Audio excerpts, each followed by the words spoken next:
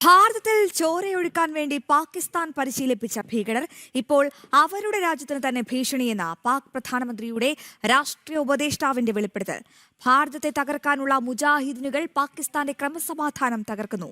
ആയുധധാരികളായ സംഘങ്ങൾ ഇപ്പോഴും സജീവമായി പ്രവർത്തിക്കുന്നുവെന്നും സനാഉല്ലയുടെ വെളിപ്പെടുത്തൽ. പാകിസ്ഥാൻ പാലൂട്ടി വളർത്തിയ തീവ്രവാദം പാകിസ്ഥാനെ തന്നെ തിരിഞ്ഞുകൊത്തുന്നു. ഭാരതത്തിൽ ചോരയൊഴിക്കാൻ വേണ്ടി തങ്ങൾ പരിശീലിപ്പിച്ച തീവ്രവാദികൾ ഇപ്പോൾ പാകിസ്ഥാന് തന്നെ ഭീഷണിയാകുന്നുവെന്ന് പാക് പ്രധാനമന്ത്രിയുടെ രാഷ്ട്രീയ ഉപദേഷ്ടാവ് റാണ സനാഉല്ലയുടെ വെളിപ്പെടുത്തൽ. ഭാരതത്തെ തകർക്കാനുള്ള മുജാഹിദീനുകൾ പാകിസ്ഥാന്റെ ക്രമസമാധാനം തകർക്കുന്നു. ആയുധധാരികളായ സംഘങ്ങൾ ഇപ്പോഴും സജീവമായി പ്രവർത്തിക്കുന്നു. പാകിസ്ഥാനിൽ അശാന്തി പടരുകയാണെന്നും സനാഉല്ല പറഞ്ഞു. ഒരു മാധ്യമ ചർച്ചയിലാണ് പാകിസ്ഥാന്റെ ഈ വെളിപ്പെടുത്തൽ.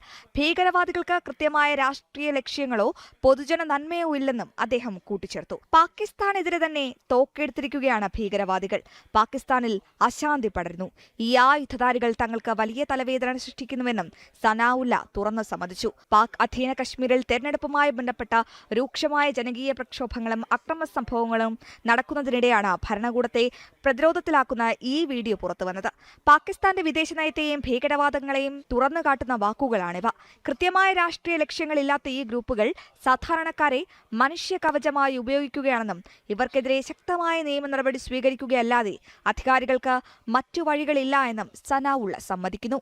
ഇന്റർനാഷണൽ ഡെസ്ക്, ജനം.